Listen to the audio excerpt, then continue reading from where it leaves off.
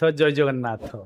गृहस्थ आश्रम को प्रश्न थिला स्त्री पुनर्विवाह करि पारिबो कि? उत्तर हेउछि थरे पितामाता कन्यादान करि सारिबा परे से आउ कन्या होई रहे नाही, तार पुनर्विवाह पशु धर्म अटे बोली शास्त्र कहिछि। सकृदंश निपतति सकृत कन्या प्रदीयते सकृदाह ददानीति त्रीणेतानि शतांग सकृत मनुस्मृति 9:47। अर्थात कुटुंबर धन थरे बंटा जाए, कन्यादान थरे करा जाए, मु देवी एई वचन थरे कुहा जाए। ये नुहे कि नदेइन देव बोली कहे जेउ मिछे दिना काते भंडी पुणी मना करे पछे असत पुरुष।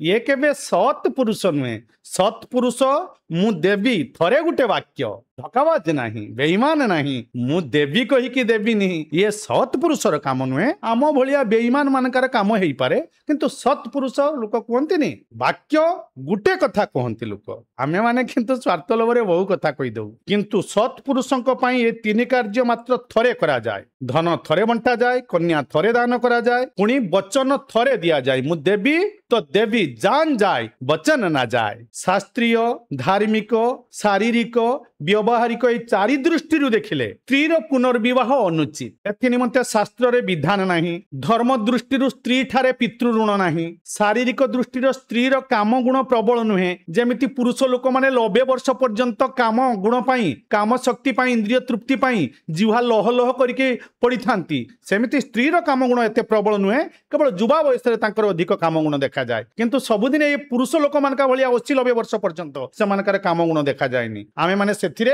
संपूर्ण संलग्न, आमे काम गुण रे एते प्रबल। पुणी व्यवहारिक दृष्टि स्त्री जदि पुनर्विवाह करिवो, तार जो संतान माने अछंती से माने अवहेला होई जिवे, किए से मानकर पालन पोषण करिवो? सेथि प्रति ध्यान देवा दरकार। पुणी आपण माने पचारिबे, जदि संतान न होइतिबो युवा विधवा स्त्री आउ थरे विवाह करि पारिबो कि? जदि विवाह न करि पारिबो युवा विधवा हेइथिबा स्त्री ताहले कोन करिवो?